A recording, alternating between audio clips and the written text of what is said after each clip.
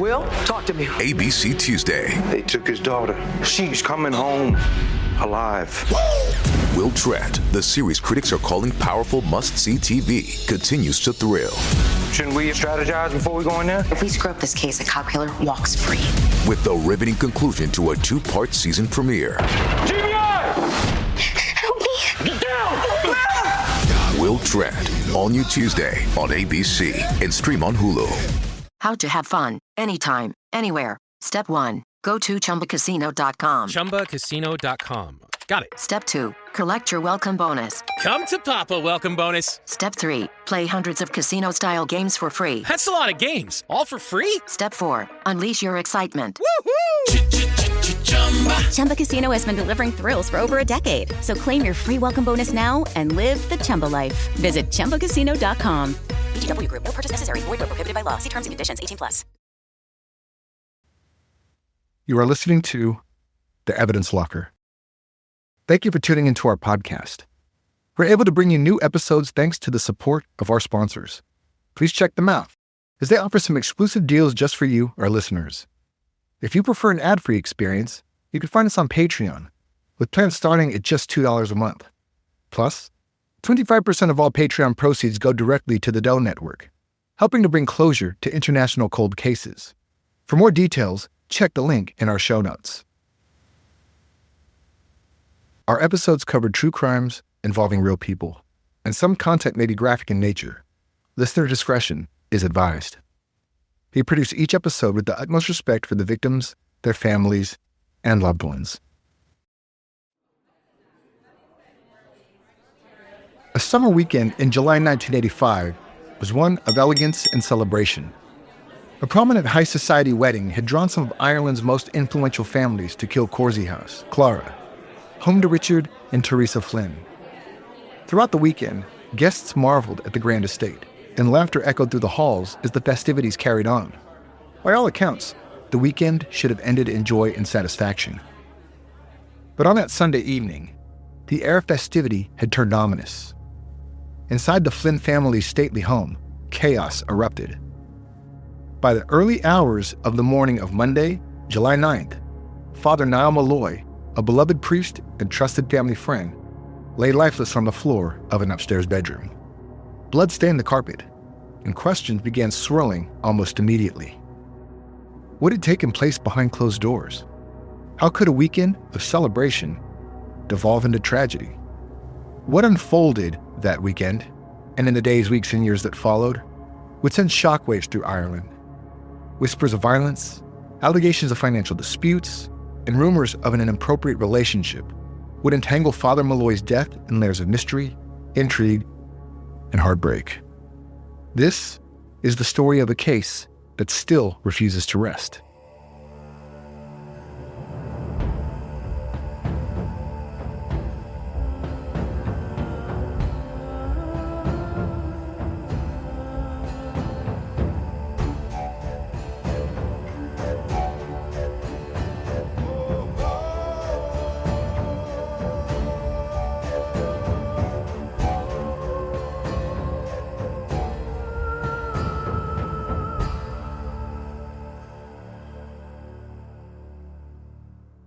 Father Niall Molloy was well known and admired in both his parish of Castlecoot and the broader community.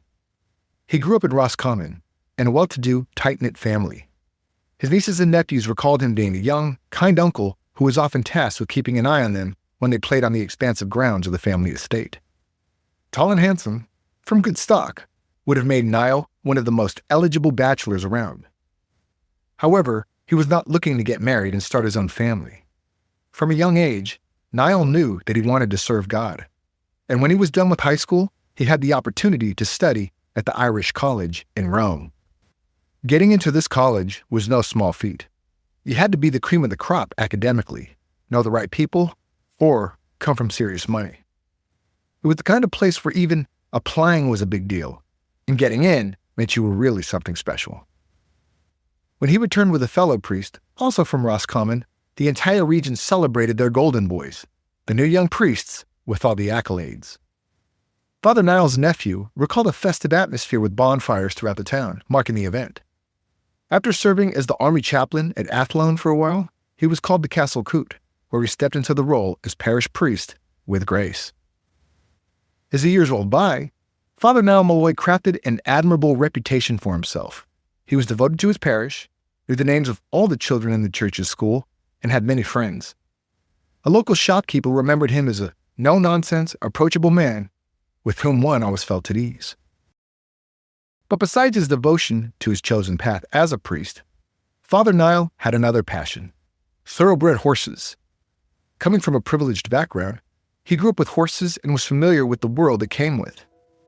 Part of this world was his childhood friend, Teresa Brannan, later Teresa Flynn. Teresa married Richard Flynn, and their family was highly regarded as one of the most prominent, wealthiest families in the area. Richard owned a franchise of motor spare shops throughout Ireland. They lived in Clara, County Offaly, where they owned an expansive estate named Kilcorsey House. The grand property, complete with a 20-room house, a massive courtyard and stables, used to belong to the Goodbury family. And by purchasing their land, the Goodbury family's prestige and standing in the community ciphered down to the Flynns. Over the years, Father Niall maintained a close relationship with the Flynn family, but everyone knew his closest connection was Teresa. The two even shared a business interest in equestrian ventures, which focused on purchasing, breeding, and selling of thoroughbred horses. As affluent as the Flynns were, it is believed that Father Niall invested large sums of money in the business too. A couple of his own thoroughbred horses were also kept in the stables at Kilcorsey House. Father Niall and Teresa Flynn also owned land together, on the outskirts of Athlone town. He was a part of the family, often spending a couple of nights a week with them. He even had his own bedroom in their home. When the Flynns visited Castle Coote, everyone knew they were Father Niall's friends, and they were treated like royalty. Teresa was always impeccably presented, wearing only the best clothing and accessories. Richard was admired for his business prowess, and whenever they attended Father Niall's masses, people would notice them. The weekend of July 7th and 8th, 1985, was to be the high society wedding of the year, with Richard and Teresa Flynn's daughter, Maureen, marrying Ralph Parks from an equally influential family from Limerick. The wedding was a grand affair, attended by prominent figures and held on the grounds of Kilcorsey House. Despite his close relationship with the Flynns, Father Niall did not officiate the wedding, as he had another wedding to officiate in Castle Coote. He stayed there till after morning mass on Sunday, and then, saying goodbye to members of his congregation, family, and friends, he left for Clara to join the post-wedding luncheon. He arrived just after 2 p.m., and witnesses recalled him smiling and mingling with guests. The last wedding guests left at 7 that night, after which Father Niall joined Richard and Teresa Flynn for drinks at a friend's house. They returned to Kilcorsey House around 9 p.m., where the plan was for Father Niall to spend the night. However, before midnight, things would take a tragic turn. Shortly after 1 a.m., parish priest Father Dinan received a phone call from Richard Flynn, who asked him to come to Kilcorsey House to anoint someone. When the priest arrived, he was taken to an upstairs bedroom, where he did just that, not sure if the person lying on the carpet behind the door was still alive or not. Father Dinan stated that he attempted to assist Richard Flynn in calling a doctor, but was unable to do so, as he had forgotten his glasses. Instead, he drove Richard Flynn's daughter Zandra to Kilbeggan, approximately 10 kilometers away, where they managed to contact Dr. O'Sullivan. It's significant to note that there was a doctor much closer living in Clara. Still, they decided that Dr. O'Sullivan was the man they needed. Dr. O'Sullivan later confirmed that he received a call from Father Dinan and Zandra Flynn at approximately 2 a.m., requesting him to come to Kilcorsey House.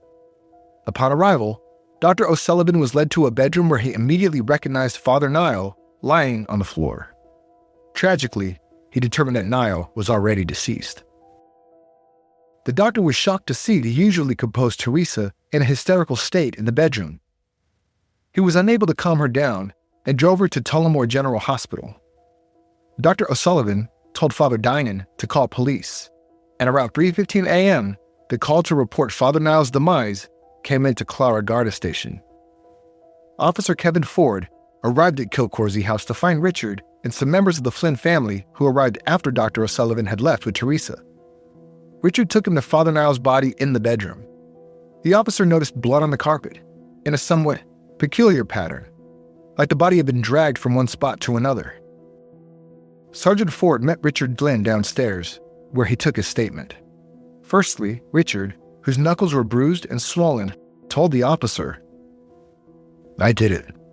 I'm the culprit." He then explained what took place that culminated in the death of a dear family friend. My wife and I went to bed, and Father Malloy came into our bedroom, and we were all having a drink and a discussion. An argument developed between the three of us. It was a stupid argument over who would go downstairs for another drink. I refused to get a drink from my wife, and Father Malloy, they both attacked me then physically, and I struck them with my fists. I hit my wife once in the face and she fell down. I hit Father Malloy at least twice, and probably 3 times in the face. Both my wife and Father Malloy were rendered unconscious. I threw water on both their faces. My wife revived, but Father Malloy did not. I ran downstairs to phone the parish priest, Father Dinan. I went back upstairs, and my wife, Teresa, she was in hysterics. I examined Father Malloy, and he was dead. Will, talk to me. ABC Tuesday. They took his daughter. She's coming home alive. Will Tratt, the series critics are calling powerful must-see TV, continues to thrill. Shouldn't we strategize before we go in there? If we screw up this case, a cop killer walks free. With the riveting conclusion to a 2-part season premiere. GBI! Help me! Get down! Will Tratt, all new Tuesday on ABC and stream on Hulu. It is Ryan Seacrest here. There was a recent social media trend which consisted of flying on a plane with no music, no movies, no entertainment. But a better trend would be going to ChumbaCasino.com. It's like having a mini social casino in your pocket. Chumba Casino has over 100 online casino-style games, all absolutely free. It's the most fun you can have online and on a plane. So grab your free welcome bonus now at ChumbaCasino.com. Sponsored by Chumba Casino. No purchase necessary. VGW Group. Void where prohibited by law. 18 plus terms and conditions apply. Despite the confession, certain procedures had to follow before an arrest could be made. For a start, Sergeant Ford could not arrest Richard Flynn without his statement being corroborated. At this point, Teresa was in hospital and unable to provide a coherent statement. Also, according to Irish law at the time, Gardaí could only forcibly detain a murder suspect if a firearm was involved in the crime. So Richard Flynn was not taken into custody. The crime scene investigation team arrived, and soon after, pathologist John Harbison. Around lunchtime, Father Niall's body was transported to Tullamore Hospital, where a post-mortem examination was conducted. This seemed like an open and shut case. There was a victim and someone who said that he had killed him. However, it would not turn out to be quite as straightforward. The following morning, Father Niall's family learned of his demise. At first, they thought there had been an accident. Perhaps his horse had thrown him off. Perhaps he was in a motor vehicle accident traveling between Castlecoot and Clara. However, when they called the Flynn house, all they were told was that Richard Flynn was sleeping. Teresa was in hospital, and that the body of Father Niall was on the floor in the master bedroom. The family had so many questions, but no one could answer them. Being a prominent member of the community, news of Father Niall's death spread quickly, and speculation began to swirl. Whispers of financial disputes and even an affair between Father Malloy and Teresa Flynn were rampant, though those closest to him vehemently denied the latter. Rumors about the priest's relationship with the Flynns overshadowed the facts of the case, hindering a sober investigation. Firstly, let's look at the undisputable facts. The autopsy report found that Father Niall had suffered a brutal beating and died due to his injuries. He had sustained 6 distinct head injuries, a deep cut along his lower jaw, lacerations around his mouth, and severe facial bruising. Crucially, none of his wounds indicated that he had thrown any punches or attempted to defend himself. Investigators had Richard Flynn's statement and were keen to hear his wife's version of events. However, in hospital, Teresa was severely traumatized and had very little recollection of what took place. She said that she'd gone to bed early after the long and busy wedding weekend. Then, at some point, she woke up, finding her husband in bed beside her and Father Malloy sitting at the foot of the bed. The next thing she remembered was seeing her dear friend lying on the bedroom floor. She felt for a pulse but could not find any. Desperate to help him, she gave him the kiss of life, but to no avail. Other than this, she could not remember anything. With so many rumors floating around, investigators had their work cut out for them. The fact that Father Niall was in the Flynn's bedroom at that hour raised many eyebrows. It was only natural, perhaps, to assume there was some or other romantic dispute. However, there was no evidence to suggest that Father Niall and Teresa Flynn were anything more than friends. Investigators questioned those closest to Father Niall and found that all was not well with him. In the days leading up to his death, he had reportedly expressed unease about the upcoming wedding celebrations, telling a friend that he was not looking forward to this weekend and was considering retirement. This sense of foreboding added a chilling layer to the events that followed. For someone who was so highly regarded as a priest, why would he consider retirement at the age of 52? His friend claimed that Father Niall wanted to live independently. This was not entirely out of character, as he had always been a more introverted type, and perhaps the constant scrutiny of someone living as a community leader was taking its toll. Although the investigation into Richard Flynn's guilt was cut and dried, prosecution needed to have their ducks in a row. This was arguably the most high-profile case Ireland had seen in decades, and all eyes were on them. Richard Flynn's trial took place at Dublin Circuit Criminal Court on June 12, 1986. He was charged with manslaughter and with assault occasioning an actual bodily harm.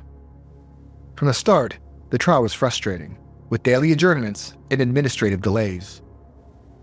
When proceedings finally gained some traction, the state pathologist, Dr. John Harbison, testified that Father Malloy had suffered fatal head injuries. However, the defense argued an alternative explanation for his death.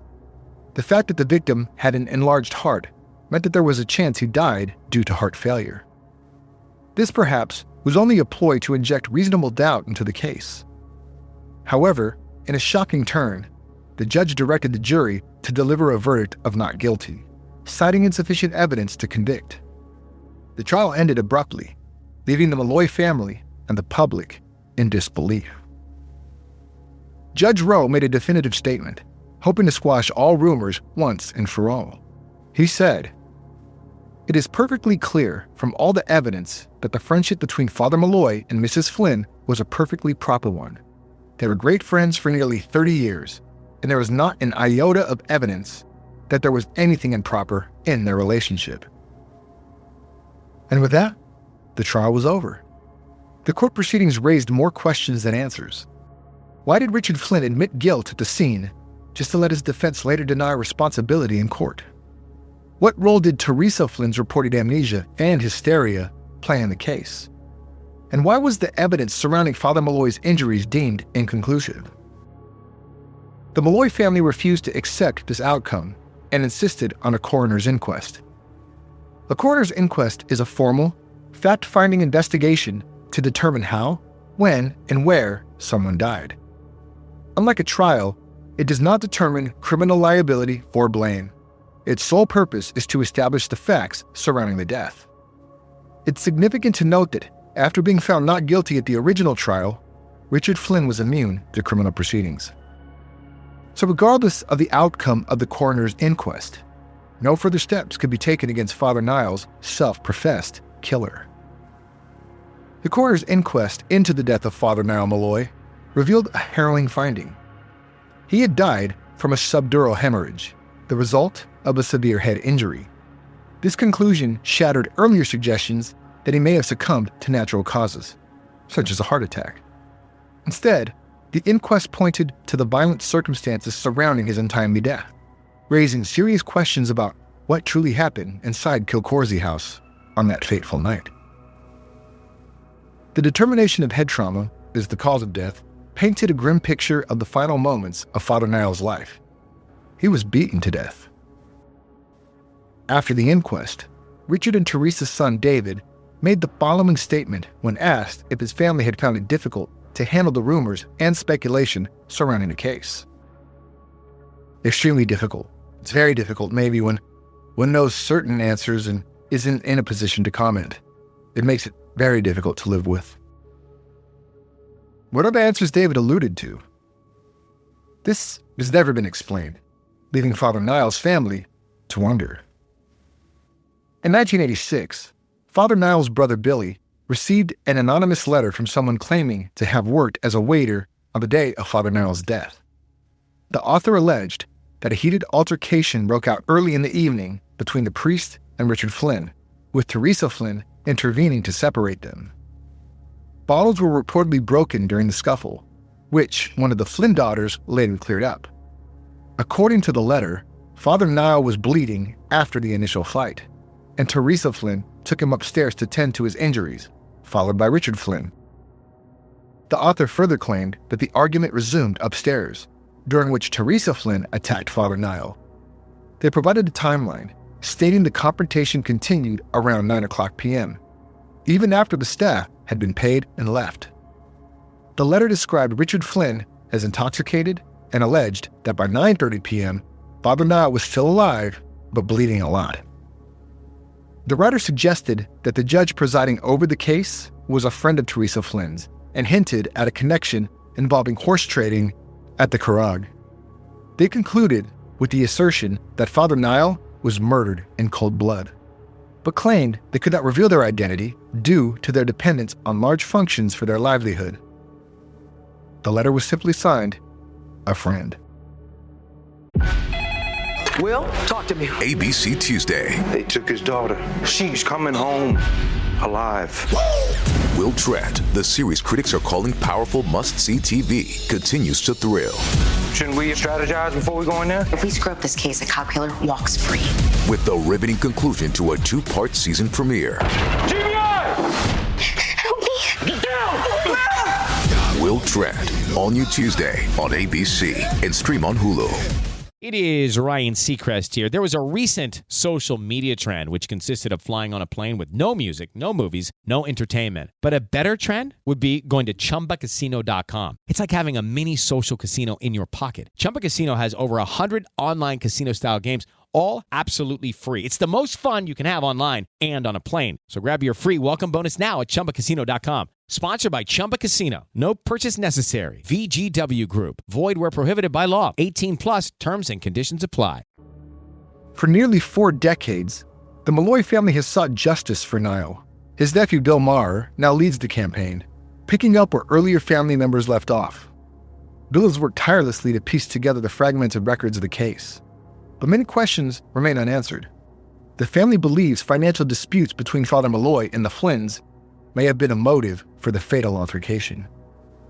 According to information gathered by the Molloy family, Richard Flynn was facing mounting financial difficulties and proposed that his wife Teresa and Father Niall purchase land surrounding Kilcorsey House for £35,000, with a £24,000 deposit to be paid up front. However, the Irish Land Commission refused to approve the subdivision in February 1985, effectively nullifying the agreement. Father Malloy became increasingly concerned about recovering his deposit, allegedly paid directly to Richard Flynn. After his death, Teresa Flynn claimed Niall had been repaid in cash, offering inconsistent accounts of the transaction, with no receipts to confirm her claims.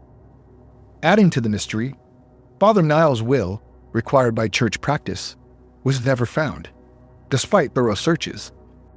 Shortly before his death, Niall's home was burgled. While no money was taken, his desk was broken into, and papers appeared to have been deliberately targeted, raising further questions about the circumstances surrounding his death. And the plot continued to thicken.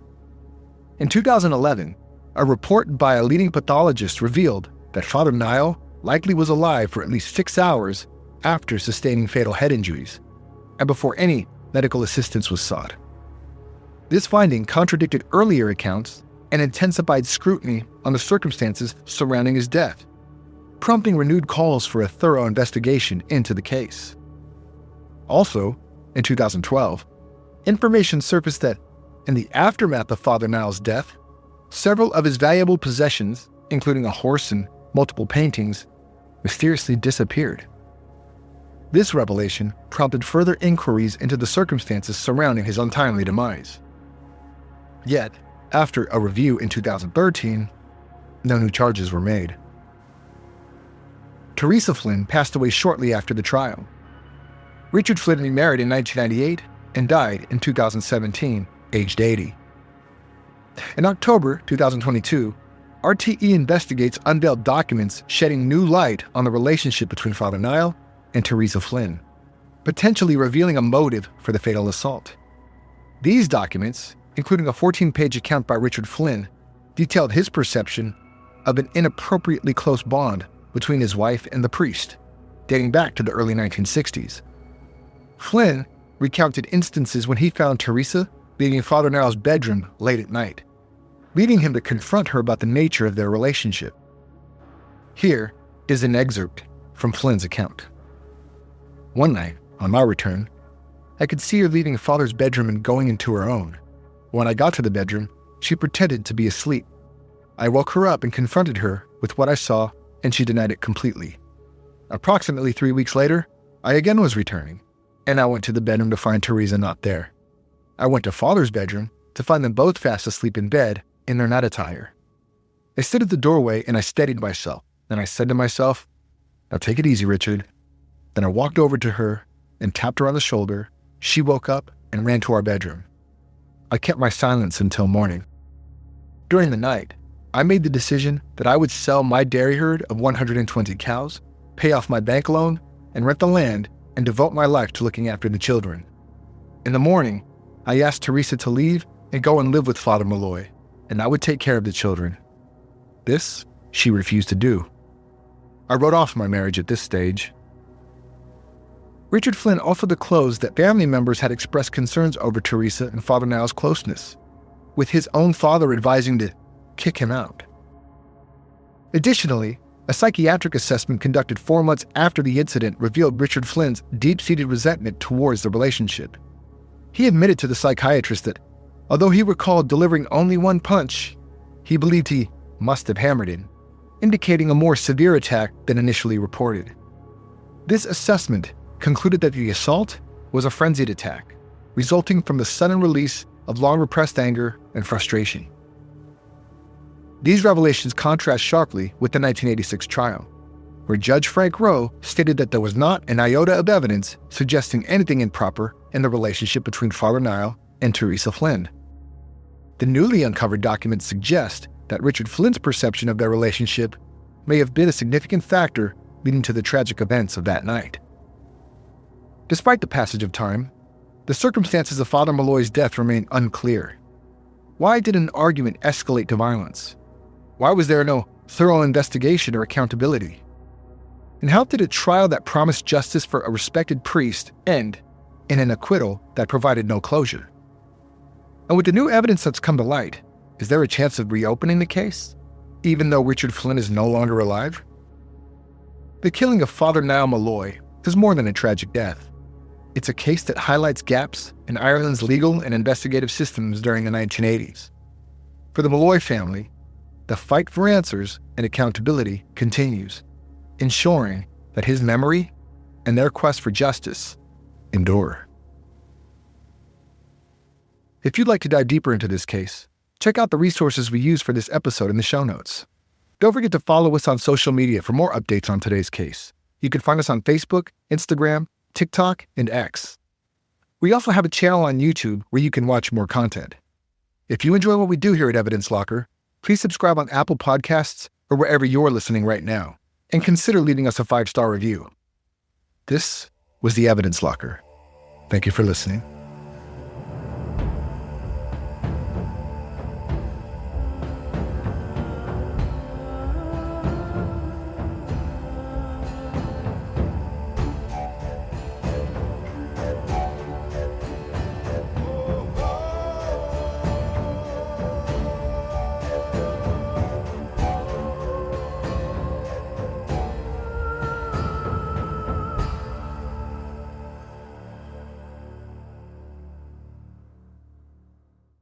Ryan Seacrest here. When you have a busy schedule, it's important to maximize your downtime. One of the best ways to do that is by going to ChumbaCasino.com. Chumba Casino has all your favorite social casino games like spin slots, bingo, and solitaire that you can play for free for a chance to redeem some serious prizes. So hop on to ChumbaCasino.com now and live the Chumba life. Sponsored by Chumba Casino. No purchase necessary. VGW Group. Void where prohibited by law. 18 plus terms and conditions apply.